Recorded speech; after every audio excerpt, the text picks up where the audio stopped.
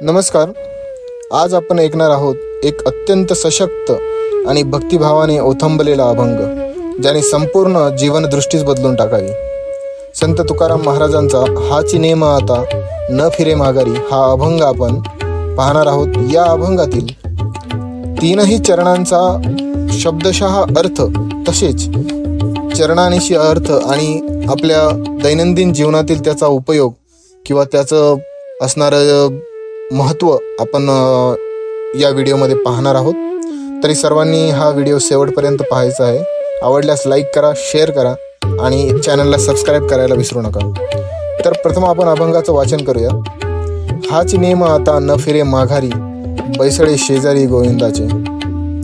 घरघरी जाले पट्टरानी बळे, वरिले सावळे परब्रह्म.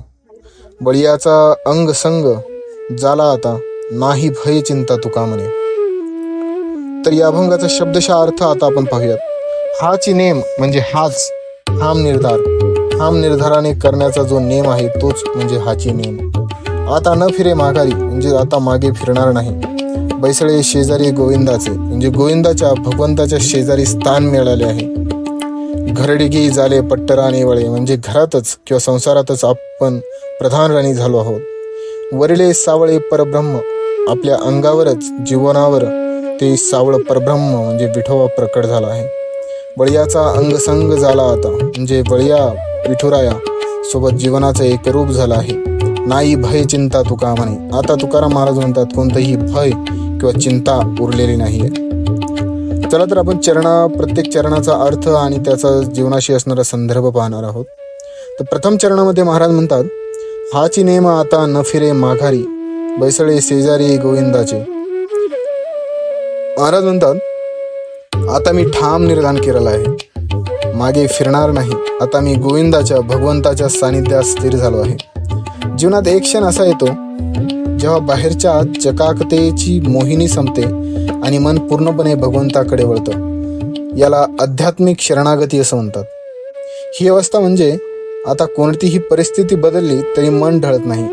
आपलं मन विठुरायाच्या चरणांशी एकरूप झालेलं असतं. पुढे द्वितीय चरणामध्ये महाराज म्हणतात, घरडिगी झाले पट्टराणी वळे, वरिडे सावळे परब्रह्म. म्हणजेच महाराज सांगतात की आता तर माझं घरही एक राजेश दरबार झालं आहे, कारण माझ्या जीवनावर ते सावळ परब्रह्म तो विठुराया प्रकट झालेला आहे. हे प्रतीक आहे. आपल्या दैनंदिन जीवनातही जर भगवंताचं भान जागृत असेल तर साधं घरही मंदिर होतं. संसार करता करता भगवंताची कृपा अनुभवणं हीच खरी भक्तीची कमाल आहे. तृतीय चरणामध्ये महाराज म्हणतात, वळियाचा अंगसंग झाला आता, नाही भय चिंता तुका म्हणे. तुकाराम महाराज आनंदाने घोषित करतात की आता विठोरायाच्या माझ्याशी एक रूप झाला आहे, म्हणून आता भय आहे न चिंता आहे, दोन्हीही विसरलेलो आहे. भय किंवा चिंता आता उरलेली नाही, कारण विठुराया माझ्याशी एकरूप झालेला आहे.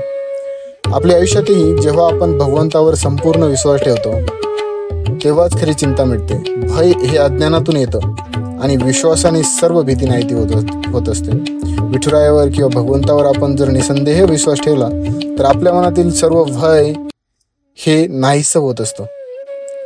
तर मित्रांनो, तुकाराम महाराज आपल्याला शिकवतात, संसारात असतानाही भगवंताशी अखंड एकरूप राहिलं पाहिजे. आयुष्याच्या कोणत्याही टप्प्यावर भक्तीचा नेम धरला तर माघारी फिरण्याची गरज उरत नाही. तर जर तुम्हाला हे विवेचन किंवा हा अभंग आवडला असेल, त्याचा गाढ भावार्थ तसं आवडला असेल तर लाईक करा, शेअर करा आणि आपल्या भक्तिपथावर विठुरायासोबत चालत राहा. चॅनलला सबस्क्राईब करायला विसरू नका. जय हरी विठ्ठल. आपण या चॅनलवरती संत तुकाराम महाराजांच्या गाथ्यातील आतापर्यंत 8 अभंग पाहिलेले आहेत. तर आपण संपूर्ण गाथ्यातील अभंग या चॅनलवरती अपलोड करणार आहोत. तर एकही अभंग चुकवू नये यासाठी या चॅनलला सबस्क्राईब करा, शेअर करा आणि सबस्क्राईब करा. आणि आत्तापर्यंत आपण जर नवीन असाल तर यापूर्वीही आपण अपलोड केलेले अभंग तुम्ही पाहू शकता. चला तर पुन्हा भेटूया पुढच्या अभंगामध्ये. तोपर्यंत